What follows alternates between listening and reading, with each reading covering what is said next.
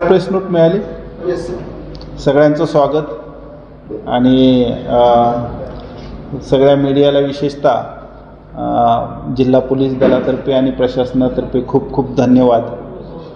तुम्ही निवडणुकीच्या काळामध्ये देखील खूप चांगल्या प्रकारे प्रशासनाला सहकार्य केलं आणि अतिशय सकारात्मक वातावरण या ठिकाणी निर्माण झाल्यामुळे आपल्याला मतदानाचं टक्केवारी देखील सुधारण्यामध्ये त्यामध्ये मदत झाली आणि खूप शांततेत सौहार्दपूर्ण वातावरणात या निवडणुका पार पडल्या. कोणताही अनुचित प्रकार न घडता या निवडणुका पार पडल्या. त्याच्याबद्दल मी तुमच्या सगळ्यांचे आणि इथल्या नागरिकांचे धन्यवाद व्यक्त करतो. आता आजची जी आपली प्रेस आहे त्याच्या अनुषंगानं आज आपण या ठिकाणी पोलीस स्टेशनच्या हद्दीमध्ये 16 तारखेची रात्र आणि 17 तारखेची पहाट या दरम्यान एका 30 वर्षीय महिलेचा मृतदेह सोनारी पोलीस स्टेशनच्या हद्दीमध्ये, सोनारी गावामध्ये, आंबे पोलीस स्टेशनच्या हद्दीमध्ये तिथं हरण ओढा म्हणून आहे त्या पुलाखाली मिळून आला होता. महिलेचा गळा आवळलेला दिसत होता. डोक्याच्या पाठीमागच्या बाजूला जखम त्या ठिकाणी दिसत होती. यावरून सकृतदर्शनी तो मर्डर आहे, खून आहे हे तर त्या ठिकाणी निष्पन्न झालं होतं. त्याच्यामुळं आपण अनोळखी महिलेचा खून करण्यासाठी, अनोळखी इस्मांविरुद्ध अनोळखी कारणासाठी तो गुन्हा दाखल केला होता आणि त्याचा तपास आपली इलेक्शनचं प्रक्रिया सुरू असताना देखील स्थानिक गुन्हे शाखेच्या वेगवेगळ्या टीम आणि पोलीस स्टेशनच्या टीम त्या ठिकाणी आपण तयार करून तपास सुरू ठेवला होता. या गुन्ह्याचं वैशिष्ट्य असं होतं की याच्यामध्ये कुठलाही क्ल्यू नव्हता. रात्रीच्या सुमारास ही घटना घडली होती.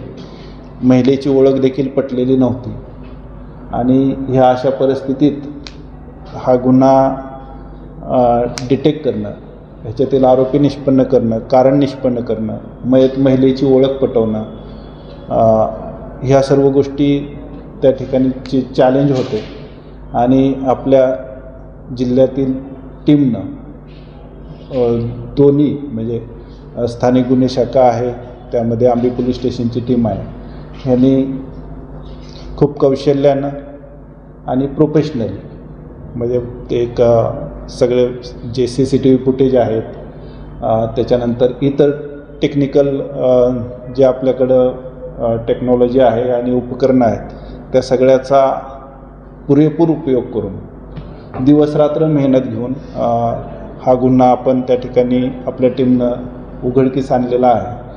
त्याच्यामध्ये घडलं असं की श्रीरामपूरमधील संदीप तोरणे नावाचा व्यक्ती आहे, त्यानं हा गुन्हा इतर त्याच्या 2 साथीदारांच्या मदतीनं केल्याचं निष्पन्न झालं. घटना अशी होती, विश्वास झरे म्हणून आहे, तर ते विश्वास झरेचे एका महिलेसोबत अनैतिक संबंध होते आणि त्यांच्या त्या संबंधातून ते महिलेकडून त्याला पैशाची मागणी होत होती आणि त्याला त्याचा त्रास होत होता. मागील 7-8 वर्षापासून त्यांची ओळख होती आणि मग त्याच्यानंतर त्यांच्यात वादविवाद व्हायचे आणि मग त्याच्यातून विश्वास झरेने हे संदीप तोरणे आणि त्याच्या इतर 2 साथीदारांना, त्याच्यामध्ये सोमनाथ कराळे आहे आणि कुंडलिक जाधव आहे, हे सर्वजण जे आहेत ते ब्राह्मणी म्हणजे अहिल्यानगर जिल्ह्यामध्ये नेवासा तालुक्यामध्ये राहणारे आहेत हे. आणि त्यांना सांगून या महिलेचा तुम्ही दूर कुठेतरी घेऊन जाऊन खून करा अशी त्यांना सूचना केली आणि त्यासाठी 92,000 रुपये देऊ केले. तर ह्याचं पूर्ण प्लॅनिंग नंतर संदीप तोरणे याने केलं. त्या महिलेला नेवासा फाटा इथून तुळजापूरला दर्शनासाठी जाऊ असं म्हणून तिला सोबत घेतलं. इतर 2 साथीदार त्याच्यासोबत होते आणि त्याच्यानंतर ते घोडेगाव, कडा, आष्टी, जामखेड, खर्डा मार्गे आंबी या ठिकाणी आले आणि आंबी या ठिकाणी आल्यानंतर येतानाच जेव्हा घटनास्थळ जवळ होतं तेव्हा त्या महिलेला तिचा गळा आवळला स्कार्फने आणि त्याच्यानंतर ती बेशुद्ध झाली असं लक्षात आल्यानंतर त्या ओढ्याच्या जवळ आल्यावर तिच्या डोक्यात उतरवून दगड मारला आणि त्याच्यानंतर तिला पाण्यामध्ये फेकून ते निघून गेले. सर्वसाधारण घटना अशी होती. त्याच्यानंतर आपल्या टीमला सकाळी ती बॉडी दिसल्यानंतर आंबी पोलीस स्टेशनची टीम त्या ठिकाणी घटनास्थळी गेली. त्याच्यानंतर संबंधित DYSP, आपले ॲडिशनल SP साहेब आणि मी स्वतः त्या ठिकाणी घटनास्थळी व्हिजिट दिली होती आणि पूर्ण LCBची टीम, LCBचे PI, तिन्ही API आणि पूर्ण टीम त्या ठिकाणी कार्यरत होती आणि वेगवेगळे प्रयत्न करून म्हणजे ह्याचं वैशिष्ट्य असं होतं की जी गाडी होती ती अंधारात आल्यानंतर आपल्याला त्याचं टायमिंग जे होतं ते 3 ते 3:30च्या दरम्यानचं आपल्याला निष्पन्न झालं होतं आणि म्हणजे त्या घटनास्थळावरचं. आणि मग ती ज्या मार्गानं आली आणि ज्या मार्गाने गेली त्या घटनास्थळावरचे CCTV फुटेज, इतर टेक्निकल ॲनालिसिस त्या ठिकाणी केलं आणि त्याच्यात एक वैशिष्ट्य गाडीचं असंही होतं की गाडीचा टेल लाईटमध्ये लेफ्ट साईडचा जो टेल लाईट आहे तो चालू होता आणि राईट साईडचा बंद होता आणि आपल्याला ट्रॅक करताना ह्याचं खूप मदत झाली कारण एक टेल लाईट चालू आहे आणि एक टेल लाईट बंद आहे अशा स्वरूपाची स्विफ्ट गाडी, सिल्वर कलरची ओल्ड मॉडेलची, त्या ठिकाणी आपण ती परत जाताना येताना तिचा रूट आपण ट्रॅक केला आणि नंतर जाताना कुठल्या रूटने गेली हे ट्रॅक केलं. आणि त्याचं दुसरं एक मदत अशी झाली, त्याच्यामध्ये एका टोलवरून पास होताना देखील आपल्याला ते गाडी त्या ठिकाणी निष्पन्न करता आली आणि त्याच्यानंतर म्हणजे आपण आंबीपासून ते श्रीरामपूरपर्यंत एवढा लांबचा माग काढत आपण त्या आरोपीपर्यंत पोहोचलो आणि हा गुन्हा आपण डिटेक्ट करण्यामध्ये अतिशय आव्हानात्मक गुन्हा ज्याच्यामध्ये कोणताच क्ल्यू नाही आहे अशा गुन्ह्याला आपण त्या ठिकाणी उघडकीस आणण्यास यशस्वी ठरलेलो आहोत. आणि पोलीस स्टेशन आणि विशेषतः LCB ह्यांनी खूप चांगली मेहनत घेतली आणि त्यांच्या मेहनतीला या ठिकाणी यश आलेलं आहे. ही अटक आहेत ज्यांनी खून करायला सांगितलं तो एक आणि ज्या तिघांनी ही घटनेला अंजाम दिला म्हणजे घटना पूर्णत्वास नेली अशी तिघं. आणि आज कोर्टातून माननीय न्यायालयाकडून त्यांची पोलीस कस्टडी आणि इतर तपास करणार. निश्चित अतिशय कौतुकास्पद कामगिरी आहे. कारण कसं की आपल्याकडे बरेच चॅलेंजेस होते, इलेक्शन्स होते, हे सगळं हाताळत असताना अशा गुन्ह्याला आपण हे करणं, कारण ह्याला खरोखरच दिवसरात्र मेहनत घ्यावी लागते. एक टप्प्यापासून पुढच्या गावापर्यंत पोचायला सुद्धा आपल्याला 7 तास 5 तास तिथं पूर्ण झोकून देऊन प्रयत्न करावे लागतात. हा तर एवढा मोठा रूट आहे. तर खूप चांगली कौतुकास्पद त्यांनी काम केलेलं आहे सगळं. सर, इलेक्शन तपासात बरेच टप्पे सांगितले, CCTV फुटेज सांगितलं, टोल सांगितला, पण यामध्ये SST स्ट्रॅटेजिक सर्व्हेलन्स टीमचा कुठेही उल्लेख नाही.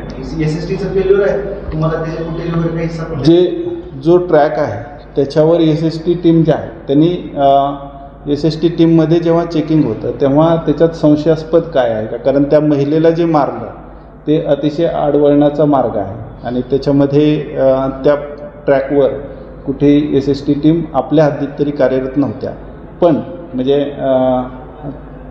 ते जे संशयास्पद काय नसल्यानंतर आणि एखादी महिला वगैरे गाडीत असल्यानंतर वेगळे काय त्याच्यात आपण चौकशी किंवा हे करत नाही जास्त. जो गोळीबार झाला त्याला 70 दिवस पूर्ण झाले, त्या तपासाचं काय होईल? तपास चालू आहे त्याच्यात आता तरी. माझा हसन पवार साहेबांना माझा प्रश्न आहे. धाराशिव नगरपालिकेच्या गैरव्यवहार प्रकरणी एक समिती नेमली होती की तुमच्या अध्यक्षतेखाली आहे. त्याचं काय, किती बैठका झाल्या, किती अहवाल सादर केले? सध्या त्याच्यावर जे आहे आता आपल्याकडे आदेश ते समितीचे जे आहे ते DG ऑफिसकडून आला होता. आता त्याच्यावर 2 बैठक ऑलरेडी झालेली आहे. ते निश्चित काय आहे, कसे आहे, ते SDPO आहे, सगळे याचे सांगू. थोडासा मागचे काही काळात आपण सगळे लोक जास्त फोकस इलेक्शनवर होता.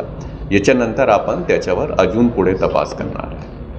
18 लाखाचा एक फ्रॉड झाला, पण इतर झालं त्याच्यावर सध्या तपासाची स्थिती काय आहे आणि पुढे काय होतं हे नाही. अच्छा,